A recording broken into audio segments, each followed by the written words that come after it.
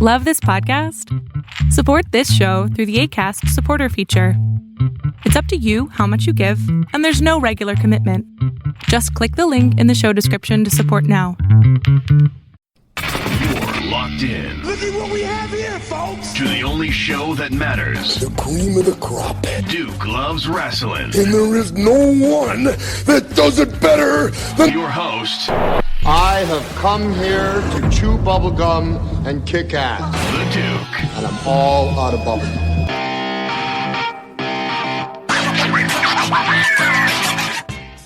So season 2 of WoW Superheroes has just been incredible, as you know, folks. It just really has been exciting, quality wrestling product on Access TV. Once again, you can catch it every Saturday night, 8 p.m. Eastern Standard Time. And I got to tell you, this past Saturday's episode was crazy because WoW Superheroes champion, Tessa Blanchard, she was allowed to choose her opponent to defend the championship against, and she chose someone who was making their Season 2 WoW Superheroes debut. And let me tell you something, that match was intense, it was crazy there, and I said, you know something? Let me do the right thing by the Duke Loves Rasslin fans. Let me get this young lady who was in that match to come on and tell the whole world about it. So without further ado, welcome to the Duke Loves Rasslin podcast, the Luchadora, Serpentine. How are you, Serpentine? Well, I was just waiting for you to shut up so I can talk, you know? Oh, I'm sorry. Wow. Okay. You know, listen, wait a second. Your lawyer told me that I could ask you a few important questions here. Is that not allowed? Yes, but the reason why I have her as an attorney, Sofia Lopez, the best attorney in the world, is because I pay her thousands and thousands of dollars. I'm surprised that she couldn't even take this phone call because she knows I'm busy, you know, laying on my layers. Because I'm a pretty important person, believe it or not. Well, you certainly proved how important you were. I want to know, and the entire wrestling world wants to know, how the heck did you get a championship match against Tessa Blanchard, your first match, Season 2 of WoW Superheroes? Why wouldn't I? I mean, think about it. I am the only luchadora in the whole entire roster. Somebody that has traveled all over the world, not only as a wrestler, but as somebody that has a lot of, ¿cómo decimos en español? Con mucha categoría y con mucha, que somos gente muy importante. So I know that Tessa Blanchard acknowledged that, and of course she acknowledged that I'm one of the best of the roster in women's of wrestling. Okay, I'm going to have to go back and get a translator for that. I mean, my Spanish from high school was okay, but that was a little too fast for me. But Tessa Blanchard, she really pushed you to the limits there, and although I will admit, you kind of surprised her with the pushback that you gave. So talk to us about that match. I mean, how intense was that? I mean, it was a very pretty intense match. I think we win, oh Lord, it was like 16 to 20 minutes. To be somebody that can stand toe-to-toe with somebody as a caliber of Tessa Blanchard says a lot. And for me to do my debut on the second show on a championship match, I'm setting the bar very, very high for the rest of the ladies of women's of wrestling. Well, you certainly are, and I mean, you're paying your attorney, Sofia Lopez, like you said, thousands of dollars. Be honest with us here. I'm going to ask you this directly because, you know, on the Duke Loves Wrestling podcast, we ask the tough questions. So, Luchadora, Serpentine, did you pay Tessa Blanchard for that match? Be honest. No, I don't need to pay. I don't need to pay her anything. Wow. I mean, like I said, she chose me because she wanted to show right off the bat what she's capable of, and she knew that having me on the ring would be the only way that she could do that. Well, yeah, you heard it there, folks. Boy, talk to us about something here because, like you said, you are the luchadora of WoW Superheroes, and I know, you know, the history of Mexican wrestling, lucha libre, the whole concept of the luchadores and the luchadoras. there's a lot of history that goes back to the early 1900s. How does it feel to be the standard bearer in modern times, to carry that illustrious history and tradition on today? Well, it feels very special because you can bring something completely different to a program like this, a show like this.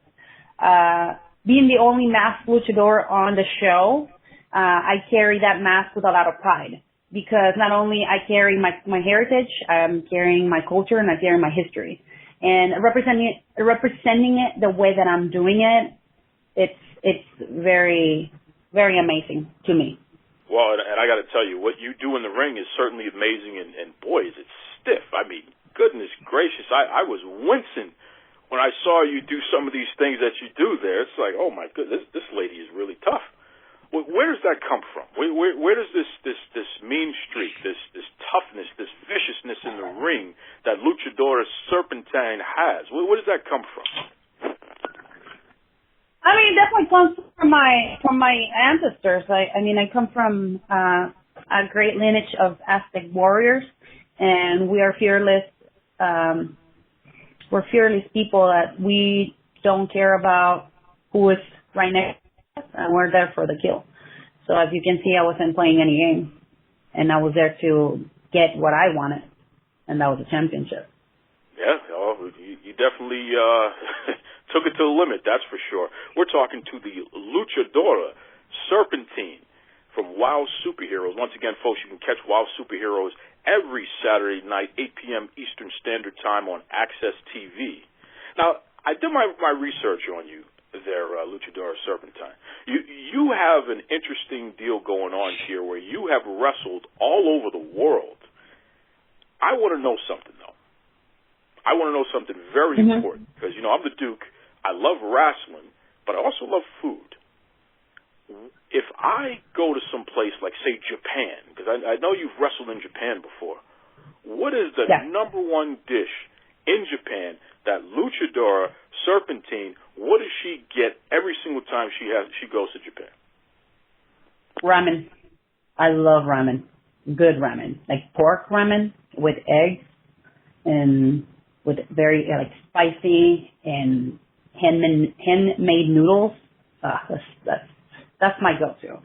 If not, I usually travel to Sapporo where they have the best sushi in the world. It's the freshest fish ever.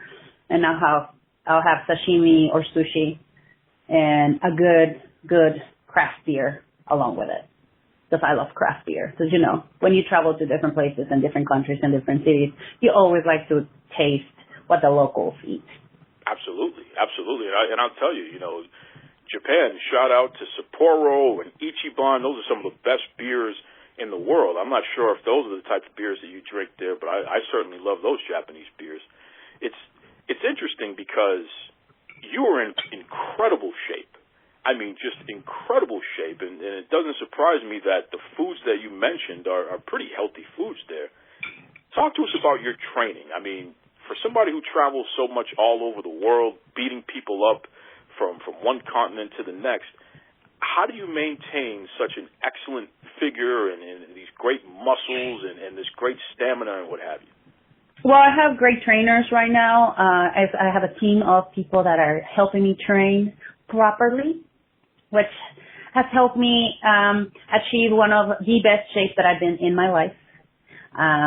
With that said, when I'm not in town, I have different gyms that I can attend for free, because I'm very important. So I use some of the trainings that I've been learning for the last couple of years, and I train like that in there. I also I started training MMA and jiu-jitsu with gi no gi, so that helps me so much with my conditioning. I really put everything together, and that's what has been helping me to look the way that I look. But it takes a while. I mean, people might think that you only go to the gym for 1 hour or 2 hours. To be in the condition that I am and being completely clean, doing it in a clean way, it takes between 4 to 5 hours of training every day, at least 5 times a week. Wow. I can't even imagine that. I mean, if I'm in the gym more than 45 minutes, then, I might lose this little beer belly of mine. So I can't have that there.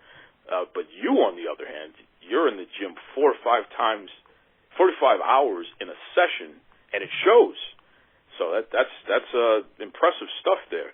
Now, tell us here, what is Luchadora's Serpentine's goals for WoW Superheroes, especially here in Season 2? What are you trying to get out of the company? What are you trying to accomplish here? Well, what I'm trying to accomplish is, one, for people to know who I am and to remember who Luchadora Serpentine is, because I'm so different. My methods are unorthodox, and also people can't really think what's next for them. Every time I get in the ring, it's something different. That's what separates me, like I was saying, from the other chicks, or the other ladies of wrestling. And they are going to expect a lot of hard-hitting, very vicious wrestling style, and it's a we'll call it hybrid type of wrestling, because I am very unique, and I'll continue to be unique, and I'm so excited. I'm in WoW this season. And speaking of excited, I'm actually a little concerned here. I just got a text message, folks. This is breaking news from the world's greatest attorney, Sophia Lopez, and I quote, "Her name is Serpentine. If you call her Serpentine one more time, I will sue you." Yes, okay. Please. Okay. Serpentine. I do not want to be sued. I don't want to be beat up. I don't want any problems from anybody here. So let me just make sure I get this right here. So once again, it is Luchadora Serpentine, WoW Superheroes, 8 p.m. Eastern Standard Time every Saturday on Access TV. And yes. Before I let you go here, if I'm really nice to you, will you take me out for some ramen? Absolutely. But if you're going to go with me, you're probably going to go with one of my servants, because I don't talk to people like you. Let me tell you something, man. I have interviewed Bob Backlund. I've interviewed Big Vito. I've interviewed Jazz. I've interviewed Rodney Mack, Al Snow. I've interviewed all these people who could definitely do some serious damage if they wanted to. And I have to say, in all honesty, Luchadora Serpentine is the person that scares me the most. I mean, I'm telling you right now, I am just terrified of this woman, and I have to talk to the world's greatest attorney, Sophia Lopez, and find out if there's any way that I can get on Luchadora Serpentine's good side. As you can see, I tried to get a free meal out of the deal there, and that just completely fell apart there. So, I don't know. What do you think, folks? Do you think she likes me, or do you think that she wants to beat me up? I kind of got a feeling that she wants to beat me up, so I better watch myself there. And I'm telling you right now, you have to go do whatever you can. Find that match. WoW Superheroes Season 2, the main event, Luchadora Serpentine versus Tessa Blanchard for the WoW Superheroes Championship. That match was a knockdown dragout, just legitimately a match of the year candidate. And what I really loved about it is the fact that there was no weapons used. They just went out there and had a great wrestling match without any kind of foreign objects or anything like that. They just went at it, man. I mean, as the match was going on, as you folks saw on the Duke Loves Rasslin Twitter page, I was live tweeting with the other folks at WoW Superheroes and all of you fans who are fans of the show, this podcast and WoW Superheroes. There was just a lot of positive energy. And if I'm not mistaken, WoW Superheroes, man, they're the highest rated show in Access TV history. And there's no surprise there, because the quality of the product that they're pushing out is just tremendous. So again, if you get a chance, please check out the match Tessa Blanchard versus Luchadora Serpentine, Episode 2, Season 2, WoW Superheroes. Just great stuff. And Access TV, 8 p.m. Eastern Standard Time. That's on Saturday nights. Definitely can't miss it, folks. It's good stuff there. Wow. But seriously, I got to do something, man, because I think she's not happy with me, and I don't need Luchadora Serpentine tracking me down and putting me in some kind of hole and, you know, breaking my arm or something. I don't need those problems. Goodness gracious. Welcome back to the Duke Loves Rasslin podcast, folks. As you can see, we continue to fire on all cylinders, man. We're not messing around here, okay? In fact, I got a special guest that's coming up next week. Another person who is one of the top wrestlers in the world there. And you're going to have to stay tuned. I'll give you a hint later in the show. Stay tuned to later in the show. I'll let you know who that's going to be. But as for this episode, boy, I'll tell you right now, we're going to check back in with my homegirl, Michelle Evans. Now, this is the young lady who was on 2 weeks ago. You know, she's in that contest to be the next Maxim magazine cover girl. If she wins that, she also gets a couple of bucks that she's going to put towards medical school, which she's currently in right now. Really great person. So she's going to give us an update on how her progress is going. Did she make it to the next round? Stay tuned. She's going to give us all that information. But before we get to any of that. Welcome back to Duke Loves Rasslin podcast. Mr. Greg Coleman. How are you, Greg? I'm great, Duke. How you doing? Hey, man. You already know, man. I'm the same guy. I'm just very, very excited with this current climate in the wrestling community right now. Before we jump into the top stories, though, Greg, tell everybody, you're a freelance wrestling journalist here. Tell us about, you know, some of the places you've written for and what have you there.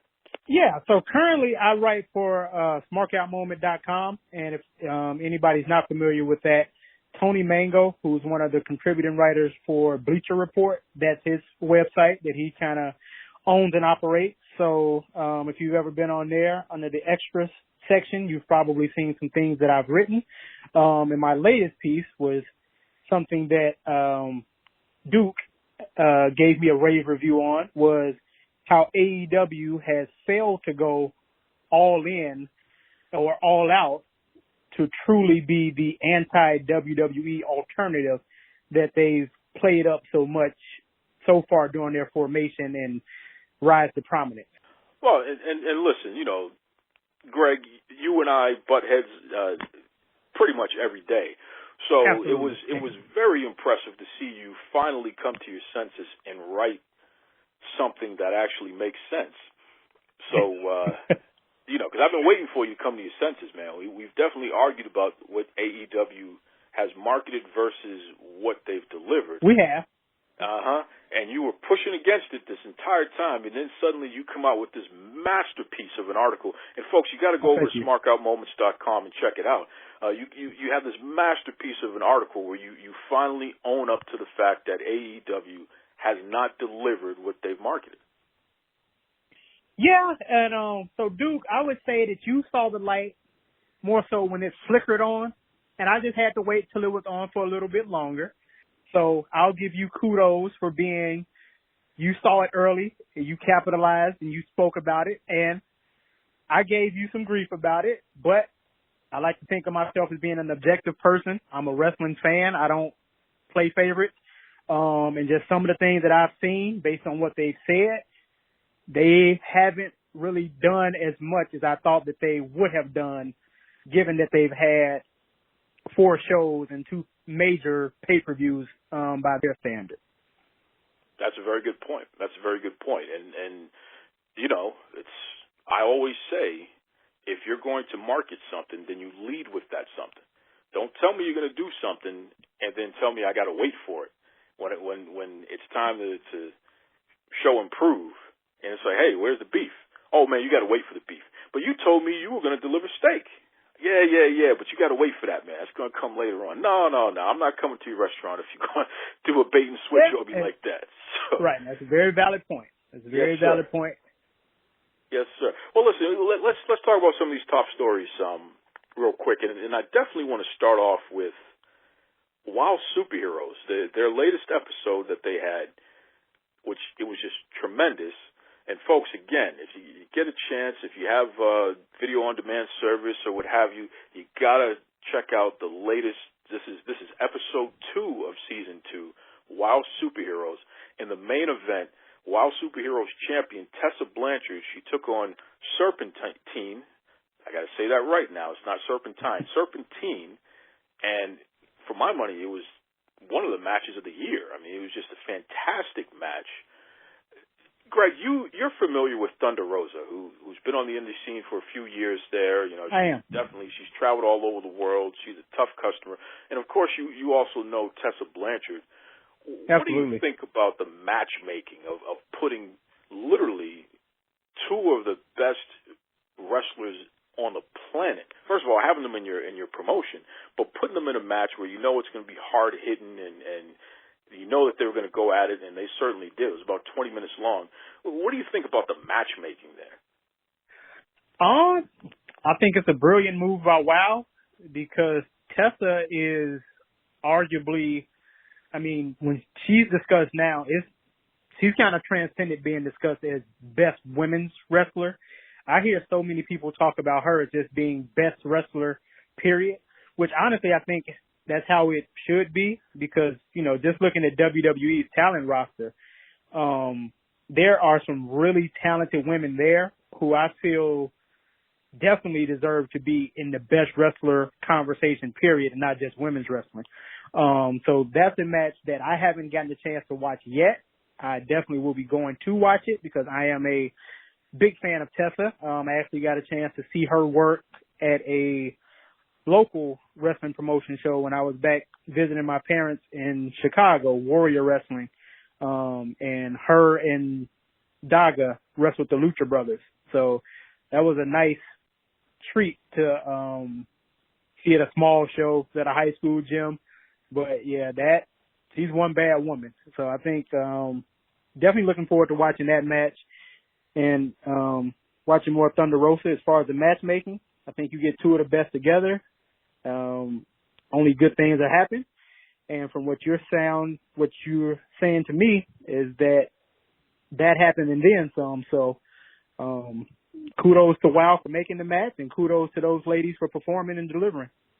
I think the thing that really got me engaged in the match, and I don't want to spoil it for you. I got to be careful here, but I will give you this little piece here. There were no foreign objects.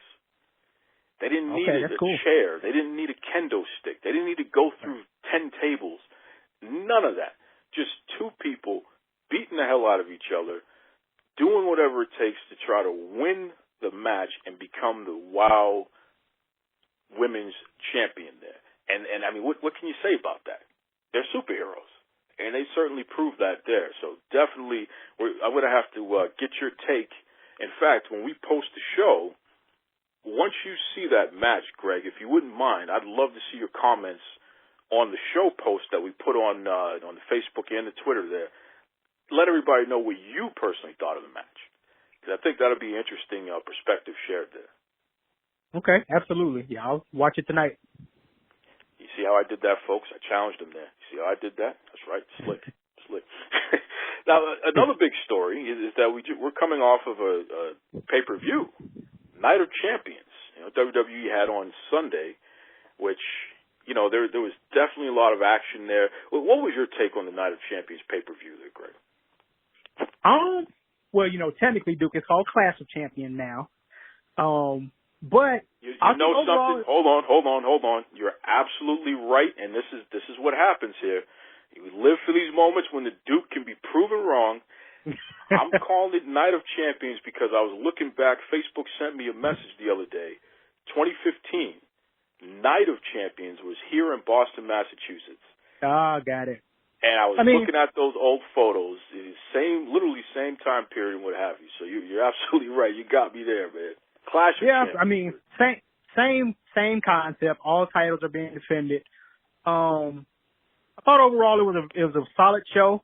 I would have liked to seen AJ and Cedric appear on the main portion of the show. That's just a nitpick for me. Didn't really have the booking decisions that I was against.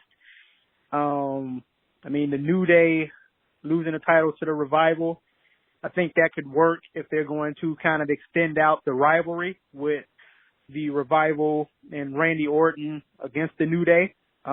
which it doesn't seem like they are based on what we've seen on SmackDown.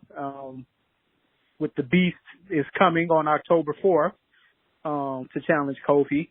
I think the show ended excellent with the Fiend attacking Seth.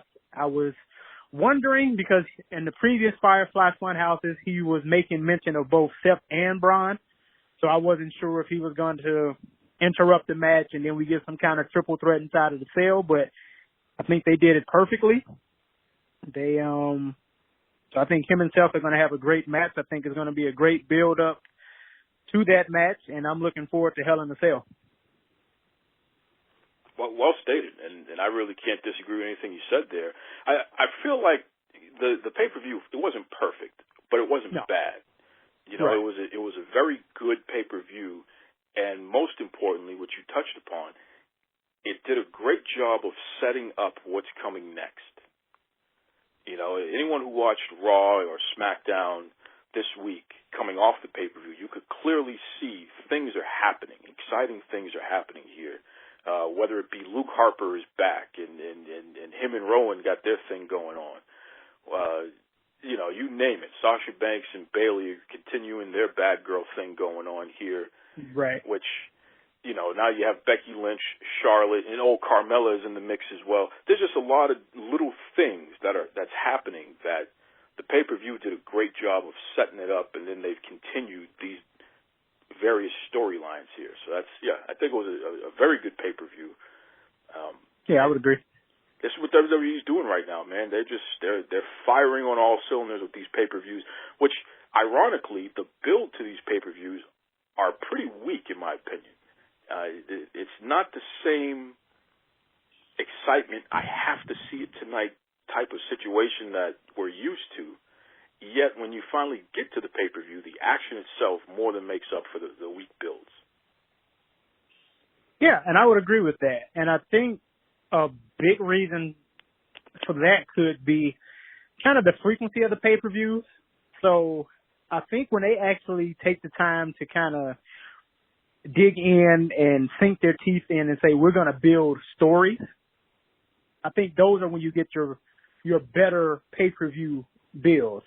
But when they just kind of say, well, okay, we got a pay-per-view, so we got to put some matches together, I think you can kind of see that and it shows. But, like, I agree with you. You know, SummerSlam, Clash of Champions delivered. I have great hopes and expectations that Hell in a Cell will deliver just based on the matches they've announced so far. So, yeah, they're definitely on the upswing. Speaking of upswing, boy, this past Wednesday we finally got it. NXT debuted on the USA Network, at least the first hour. Now keep in mind, folks, USA Network, they have this show Suits. It's been one of their highest rated programming that's not WWE for the past, 5, 6, 7 years. And Suits this is their last season. So they're in the midst of their final few episodes here. So that is why Wednesday night, SmackDown only aired for 1 hour from 8 to 9 on USA, and then the final hour aired on the WWE Network because Suits comes on at 9 p.m. Eastern Standard Time on the USA Network.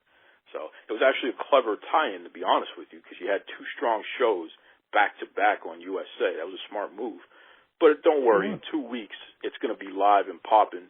SmackDown 2 hours live, NXT 2 hours live on the USA Network Wednesday nights. What did you think of the first NXT live on USA Network? What did you think of this here? I am a huge fan of NXT, as you know. It's by far my favorite brand currently going under the WWE umbrella. And I felt like it was flawless. I can't think of anything last night that was off, that was bad, that I would have changed. It's just everything clicked. And from the sequencing of the show, even the way that they knew that they had to split the show up where 1 hour was going to be on USA cable television. The other hour was going to be on the network. Even how they framed the card, putting the women out first. So people who may watch Raw and SmackDown who don't watch NXT, now they can see who are the top women in the women's division in a fatal 4-way for the number one contender spot for who's going to face the only 2-time NXT champion, Shayna Baszler. And those women showed up, showed out. Excellent match from everyone. Then they ended the hour with the Undisputed Era fulfilling the prophecy via Roderick Strong defeating the Velveteen Dream in another great match. So now Undisputed Era has all the titles in NXT. So I thought it was excellent. Major win for WWE and that entire talent roster in NXT. And so the crazy thing is that they just scratched the surface with that talent that they can feature. Because, I mean, we got the return of Leo Rush last night, which I'm not sure if you probably had heard something about it because your ear's a little closer to the street than mine is, but that was a complete shock to me when I saw the graphic pop up that he was going to be in a number one contenders match. And the fact that they were doing cruiserweight matches on NXT opens it up now, I believe, for a future 205 Live tie-in to the 2-hour NXT. Then you had the appearance by Walter and Imperium from NXT UK. So, Grand Slam, salute to Triple H, salute to WWE, salute to the entire NXT roster that was on display last night. They killed it. Oh, and let me just say, Greg Coleman, please don't disrespect my good friend Vincent Kennedy McMahon. It's nice that you want to give Triple H credit. That's very nice. But just remember who pays all the bills there. That's Vince McMahon's company. Okay. Yeah, so shout out to Vince but Kennedy McMahon. doesn't he have a football organization he's trying to get off the ground? That doesn't matter. This is still his company. Any success, Vince McMahon is responsible for it one way or another. So, we're going to honor my friend Vincent Kennedy McMahon. That's the way it has to be. That's right. I'm going to tell you something that I saw, and you let me know if this matters to you, though. Okay. The show starts. Mm-hmm. And you have Triple H. He does his very quick speech. It was like I don't even know if it was 30 seconds. It may have been 20 second, this is NXT, whatever. Mauro Ranallo, who is the lead commentator, he says a few words. Then we go straight to the action. The ring announcer, woman of color. Right. The referee, a woman. This match that we have is a fatal 4-way. 3 women of color, 1 white woman, battling it out to take on the champion at a later date, who is a woman of color. What I saw from NXT right out of the gate was just complete diversity in every way. They just gave it to you straight. They wanted to let you know. They made a statement that this is who we are. We're showcasing our best talent, and the first thing that you're going to see is what it means to showcase the best talent, what it means to be a company that believes in diversity and that's going to practice what they preach. And also, I failed to mention, the 3-person commentary team, there's a woman on that 3-person commentary team. Diversity everywhere is what I saw.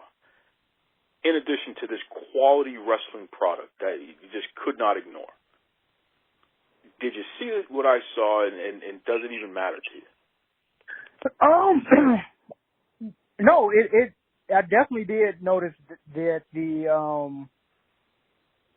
and I didn't take into account the ring announcer because I've seen her so many times watching NXT, weekly TV. But that's a very great point you made about the diversity.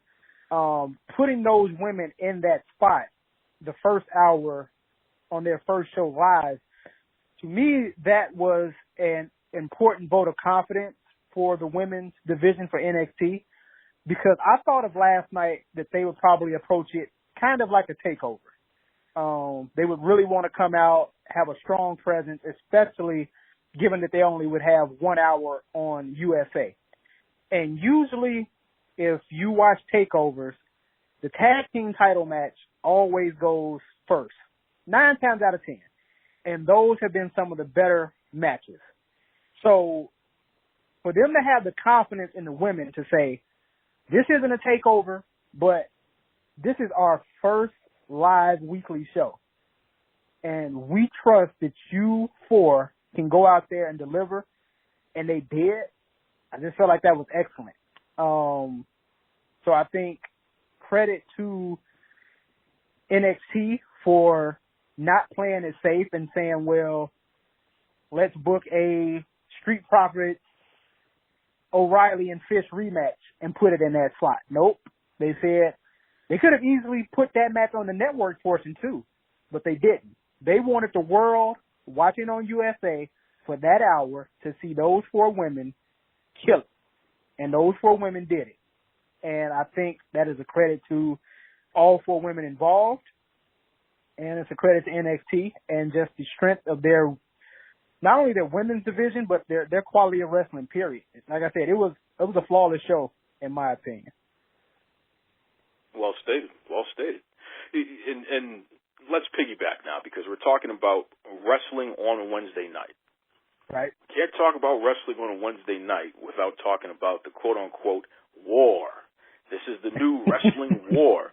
So we have NXT, which did their debut. We just found out moments ago that All Elite Wrestling, AEW, they finally have named their programming, which is going to start next month on Wednesday nights at 8 p.m. Eastern Standard Time. The name of the program is going to be Dynamite. Not Nitro. Dynamite.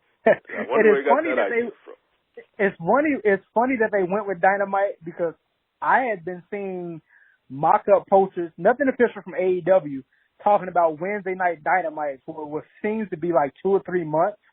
So the fact that they actually picked Dynamite, maybe they were just all sitting around brainstorming and said, I guess we'll just go with Dynamite. That works.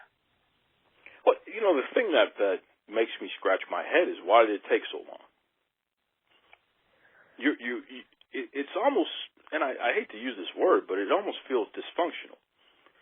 Your show is going to debut in a month.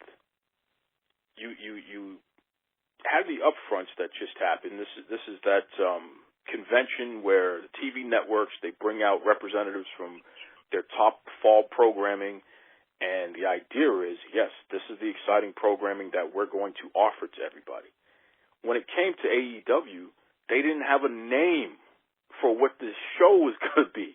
And from a branding and marketing standpoint, it is such a disadvantage for them to be at the upfronts, and they don't have a name of the TV show. All you need to know is that this wrestling company that you've never heard of before is going to have a TV show that we don't have a name for, but we expect you, advertiser, to spend money and advertise your product while this is going on. Come on. Well, I definitely agree with you that from a marketing standpoint, it would have been a stronger position for them to have a name that TNT could have figured out how to work into other advertising. But I still feel like TNT did a pretty damn good job of even just saying AEW on TNT, which maybe they were kicking around actually just leaving that as the name. So I think it may show that they might have been, maybe they were in between two thought processes and then they just couldn't pull that trigger and make a decision. I'm not sure. But honestly, I just got to the point where I thought it was going to be AEW on TNT. So when I saw you post Dynamite, I was just thinking, okay, cool. It is a little late because you would think that they would want to have the name in place before they actually rolled it out and presented it. If it was going to be something different than what they've already been having people advertise. But in the grand scheme of things, they can just call it Dynamite, and I think the fans who are going to watch it, we're going to watch it regardless. But I will say you make a good point about maybe a little bit of hesitation and not having all their ducks in a row when that curtain went up for them at the upfronts and to discuss their show? Unfortunately, it's just more of the same. It still comes back to who's on first here, as the classic comedy bit is. Who's on first? I mean, it's like, if you're going to run a company and you're going to put all this money into it, then why don't you get the right people in place to actually execute on the basics? This includes press releases that make sense. This includes come up with a name for your TV show. You know, these are basic things here. And I understand that you have to go through the process of branding and things like that. But that you're supposed to lead with that. That's something that you get done from the beginning. So there's this, it still comes back to this mantra of, we're going to get to it later. It's coming. You know what I mean? It's the kid that puts off doing his homework until the last minute. Right. It's just crazy to me. And speaking of crazy, you got Kenny Omega. He comes out with some ridiculous statements he made in an interview with Sportkeeda, where he talked about NXT, and to paraphrase, he's essentially saying they're developmental. They can't compete with us. We're stars. We're stars. If there was no wrestling promotions and we were all just in the same place competing at the same time, those guys can't compare to us. We're stars, and they're just developmental guys. Now, come on, Greg. I need your thoughts on this, man. What the heck is Kenny Omega talking about, and has he lost his mind? Okay, so I am a big fan of Kenny Omega. I feel like he's one of the best workers in the world as a professional wrestler. I've been a fan of his for years, since I discovered him in New Japan during his rivalry with Okada, who's also an excellent wrestler. When I saw those comments, and I hadn't heard about him until you brought him to my attention. Kenny just can't say that. I'm just going to be flat out honest. To say that it's not going to be a war, and then to say it's not going to be a war, not because, you know, NXT is a part of the WWE machine and they are light years ahead of all other professional wrestling organizations, and they're a conglomerate and yada yada, you know, publicly traded, everything like that. So we're just starting out. So we're not going to throw rocks at the throne, you know, pun intended, because of what Cody did at Double or Nothing. But to say that it's because there's such a talent gap that between AEW and NXT, and that's why it's not going to be a war, because AEW has so much more star power, that's ridiculous. It's like, to fans who know, and most casual fans will probably be more familiar with the WWE Raw and SmackDown products anyways, but for hardcore fans that watch both NXT, AEW, and New Japan, where Kenny and the Bucks and Cody spent a significant amount of time, as well as Hangman, it's like, you can't convince me that Gargano, Ciampa, Velveteen Dream, Matt Riddle, Adam Cole wouldn't be at the top of any AEW or New Japan Pro Wrestling card that Kenny was on. Period. You're right about that. Everything you just said, you're right about. It really makes me scratch my head, because I just don't. Some folks are saying, well, he was speaking in character. Even if you were speaking in character, what you said was unacceptable. Yeah, you can't say that. I mean, because what it makes you look like is, it makes it almost look like you're cutting a promo, but you're talking about your company. So why should we really take you serious if you're going to say something that outlandish? Because you can make a strong case that Johnny Gargano has been the best wrestler in the world based on his match quality and consistency the past 2 years. And to say that he's a developmental talent, come on, dude. Kenny Omega, get your act together, man. Okay, yeah, please. And like I First said, of all, I'm a fan, but when I saw that quote, I couldn't even defend that. I couldn't play devil's advocate on it. So, well, the part that really makes me scratch my head is the fact that they don't have a unified message as a company. 1 minute they're trashing WWE. right. The next minute they're saying, no, there's no war, and everybody just watch whatever you want to watch, and I don't know why people keep talking about a war and all this other stuff. And then they go back to this stuff. Just make up your mind. You know? And when you don't have a strong marketing and media department who can literally rein everybody in and say, guys, ladies and gentlemen, one message, unified message. This is what we're going to say to the world.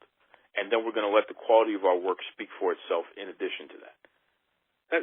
That's what you do. So, again, it comes back to the same concept. Who's on first?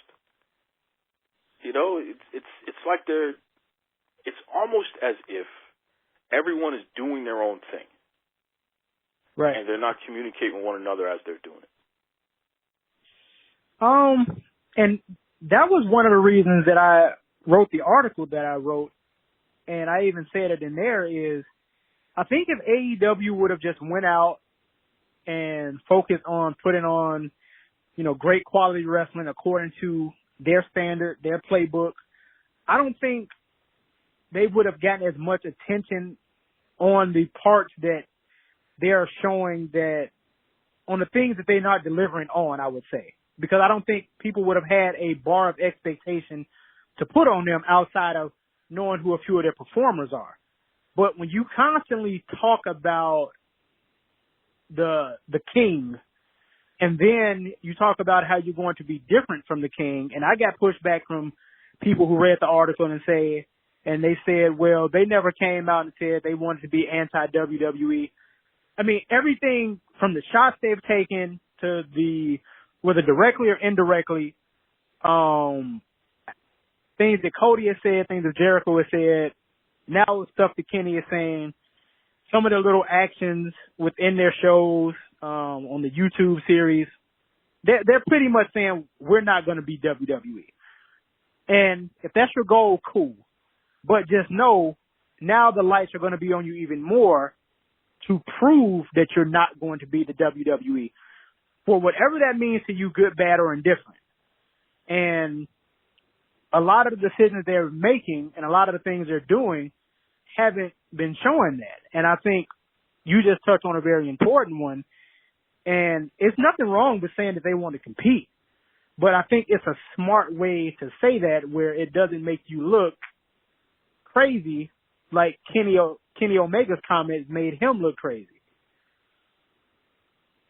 You see that, folks? That's not me. Now, this is a guy who has no qualms about disagreeing with me and calling me out. And yet here he is agreeing with me. Just putting it out there, folks. You saw it. You hear it for yourself now. That's right. Listen, Greg, if any of the listeners want to check you out online, follow your stuff, well, what's the best way that they can keep an eye on what Greg Coleman has going on? You can check me out, Greg Coleman on Facebook, GM Coleman on Instagram. Again, go to smarkoutmoment.com, click in extras. You'll see all the pieces that I've written previously. And I'll definitely will have some more coming, I'm sure, once these Wednesday night wars get fully cranked up. So yeah, thank you for having me, Duke. I appreciate it. You know, Greg Coleman, that's a good dude right there, man. It's a good dude. He and I don't always agree on a lot of things, but good dude, knows his wrestling, very passionate, which is what I really appreciate about Greg. It's always nice to talk to people who know what they're talking about. You know what I mean? So definitely give him a follow. He's a fun follow. Does a good job with his writing as well, which I always appreciate. Okay, we're going to take a quick break. And as I promised before, folks, up next, we're going to check back in with Michelle Evans, who's vying for the cover. She wants to be the next cover girl for Maxim magazine.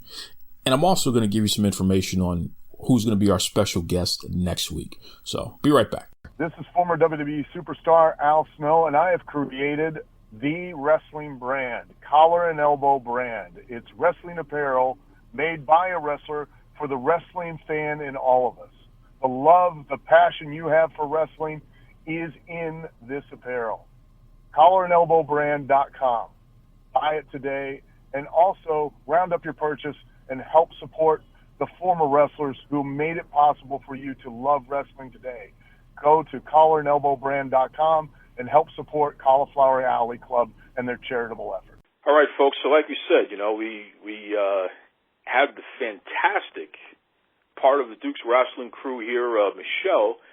She's competing to be the Maxim magazine, the next cover girl for Maxim magazine. And keep in mind, she's a med student.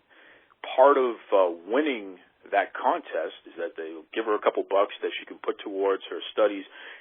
Who can't relate to student loans? Who can't relate to, paying for an education, try to improve your life and what have you? And it ain't cheap.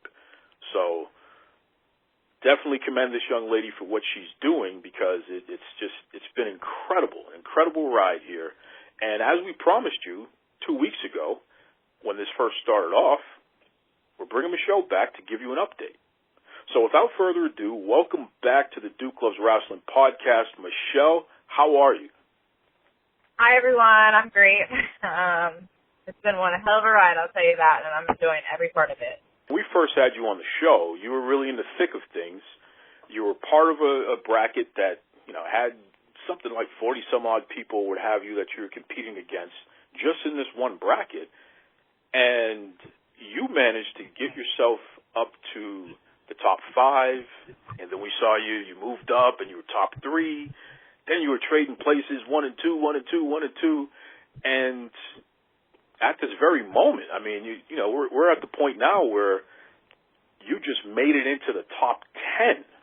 So this is a couple of rounds later now, and you're still messing around with top 1, top 2, top 1, top 2. It's just been an incredible journey there. How does it feel? It feels pretty fantastic. That's where I first started, it seemed pretty surreal, and I just really didn't know how to take the feelings. Now it's just, I don't know, maybe I still don't even know how to feel. It's just it's really exciting. I couldn't be more thankful for everyone who has put in votes and Wounded Warrior donations. It's been super helpful. I am so thankful. So thank you, everybody from everywhere who's been helping me out, voting for me. You're amazing. Right after you came on the show, there was like a reinvigoration of support. And the wave, just goodness, we've seen other people throughout the brackets there, and they've gone up and down and all over the place and what have you. But you've stayed pretty consistent, and so many people from around the world who are part of our listenership, Duke's Wrestling crew, and they listen here to the podcast. It's almost as if they've taken on a type of ownership where they want to see you, Michelle, become the next cover girl for Maxim magazine. How does it feel to know that all these strangers are taking time out of their day to support you? Honestly, it's rewarding. It's very uplifting. I feel really, really loved, I think, by even people that I don't know. It's actually given me a whole different outlook on how people support people from afar, not knowing who they are, and just kind of reading and getting to know about somebody, whether it's through, articles or podcasts or just the internet. It's impressive. It's very heartwarming. I'm really extremely, with more words than I could say, thankful. Now, what was interesting is that you actually made it to the cover. You were the cover story for the pop culture website Black Rabbit. Talk to us about that experience, because they did a little interview with you, and you put up some information, what have you, but you were literally, when anyone went to that website, your face was the first thing that they saw. What was that about? Yeah, that was crazy. I think I was so excited about just having the article, I didn't even realize that I was feature of that until actually you mentioned it to me, and so I had to go back and kind of retake the whole notion over again, as it was crazy, incredible, so many words. It was also another very heartwarming situation, and just knowing so many people have done so much already for a competition that's still so early in the competition, if that makes sense. No, that makes perfect sense there. And it's interesting because you would think that, you know, somebody who's super famous or somebody that has some crazy network or what have you, obviously they're going to be at the top and they're going to do that.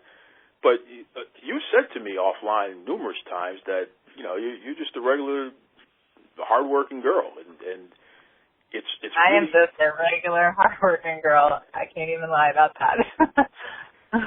But it's crazy though, because you're just a regular hardworking girl. You're going up against all of these quote unquote Instagram models and all of these folks who allegedly have all this fanfare. Has your perspective been affected at all regarding what that whole situation is like? I mean, I know that when we go to people's social media and we see, you know, so-and-so has hundreds of thousands of followers, oh my God, you know, they really get a lot of support, what have you. You don't have any of that, and yet you're in the top two. Talk to us about that. Has that changed your perspective at all, or was your perspective always maybe what we see in that regard isn't what it really is? I think it's definitely changed my perspective. I was like, oh, I'm against a lot of, number one, I'm against a lot of girls that, you know, have way more followers than I do. And just in general, I'm just going against a lot of girls. Granted, I've competed against a lot of women in Miss California pageant, so I'm familiar with it, but it's all so much to take in, you know? I've gotten a few perspectives on a couple things as far as especially the one person that I go back and forth with and the 1 and 2. That's been very interesting. I think in general, again, I mean, all I can really say is that I think your personality stands out for itself, and maybe my personality, maybe the people who know me, the people who don't know me, and just the way I speak, hopefully sets myself apart from every other person that I'm competing with, in the sense that I think it has set me apart, and everybody that I'm competing with to be in the position that I am and not to have as many followers, or my social media not crazy exploded at this point, you know? It takes me to a whole other place of just saying, hey, you know, you generally have to be a very good person for people to have your back that don't even know you. Wow, that's very well stated there, and definitely something that everyone can take hold of and hold on to there and really think about. I mean, if you're putting out positive energy to the world, if you're legitimately a good person and you're showing that, you're not out here trying to be malicious or hurt anybody, what have you, just genuinely are just out there trying to help people and be the best person you can be. It's amazing what you can get back in return. It's amazing the type of support and the people who come out of the woodwork just to see you succeed because they want to root for you. It's really an interesting story and interesting ride here. So tell us again, what's the name of the contest and how can folks vote for you and keep this train going? So the name of the contest is Maxim's Next Cover Girl. You can find it on my Facebook page. You can find it on my Instagram page. My Instagram page is Lee_Meesh, so it's LEIBH_MEEESH. And then my Facebook is Michelle Evans.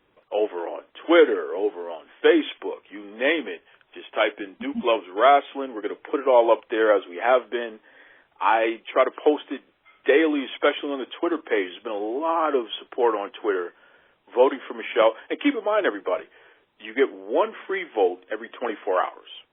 So every 24 hours, let's say if you do it right before you start work in the morning, you can make that part of your routine. It's a free vote. You can also get a couple of extra votes if you were to donate to one of the Wounded Warrior projects, which Maxim has combined with on this special search for the next Maxim Cover Girl. So, you know, if you donate at least $1 to the Wounded Warrior project that they're collaborating with here, some of the proceeds will go there, and also there'll be extra votes that will go to Michelle. So please, continue to vote, continue to support this young lady. She is in the hunt, and a lot of that has to do with the loyal listeners of Duke Loves Rasslin, because you guys are just showing up, man. Everybody, thank you again so much. It's always fun to talk to good people. You know what I mean? Just really good people. They're baby faces. You can't help but root for them. And Michelle Evans is definitely, she fits that bill 100%. So I want to thank everybody that's part of the Duke Loves Rasslin fan base. You know, you listeners, you really have done a very good job of supporting this young lady. You're logging into the website and you're voting for Michelle each time for the next Maxim magazine cover girl. And she's doing a very great job. I mean, she's in the top 10. You know, she keeps moving on in these rounds, man. So we'll see. I think she can really do it. I think she can really win this competition. And she's going to do it because of your support. Again, you can vote once every 24 hours. It's free. Vote once every 24 hours. Hey, let's help this young lady achieve this goal here. So shout out to Michelle. Again, we'll check back in with her, and she'll continue to give us updates on how this thing is going. It's been a great show, folks. I mean, again, Luchadora Serpentine. I got to make sure I say that name right. Sophia Lopez, she already threatened to sue me. Goodness gracious. Luchadora Serpentine, fantastic guest, terrified me. Greg Coleman, thank you very much for joining us this week. You know, great guest. And, of course, Michelle Evans. Next week, you got to tune in for the return of the WoW Superheroes badass. We're talking about Jessie Jones. She's coming back, and she has plenty to say about what's going to be going down season 2 of WoW Superheroes. I can't wait to hear back from her because, you know, when she was on the show last season, the response was just tremendous. Everyone loved that interview with Jessie Jones. So she's going to come back. She's going to light it up again for us. Can't wait. I also want to remind everybody, it's this Saturday, Valor Bare Knuckle 1. This is the inaugural episode or pay-per-view event, I should say. Ken Shamrock's Bare Knuckle MMA promotion. Okay, it's going to be a stacked card. It's going to be amazing. If you go back a couple weeks, Ken Shamrock was on the show and he gave you some information about what to expect from that card. I can't wait to see it. I think it's going to be fun, man. And you can rest assured there's definitely going to be some knockouts there. I have no doubt about that. So, Valor Bare Knuckle 1. It's going to be their very first event. Live on the, I think it's the Fight app. If you check out the Fight app, you'll definitely be able to catch that. So, just a lot of good stuff coming up, man. In fact, I got to reach out to my buddy Reed. You know, we got a big boxing match coming up. So I got to check in with Reed and have him come out and break things down for us, what to expect later on this month as well. So, a lot of exciting things happening, folks. I'm telling you, the hits just keep coming. And I'm loving it. And I appreciate you continuing to take this ride with the Duke Loves Rasslin podcast. It continues to just be fun, man. Absolutely. Okay, as always, be kind to yourselves. Be kind to others. We're going to have the Duke of Dorchester lead us out this week. Bye-bye, everybody. Hey, this is the Duke of Dorchester. The one, the only, the man of the hour. Yeah. Can you handle that, baby? I want to tell you this. You've been listening to Duke Loves Rasslin.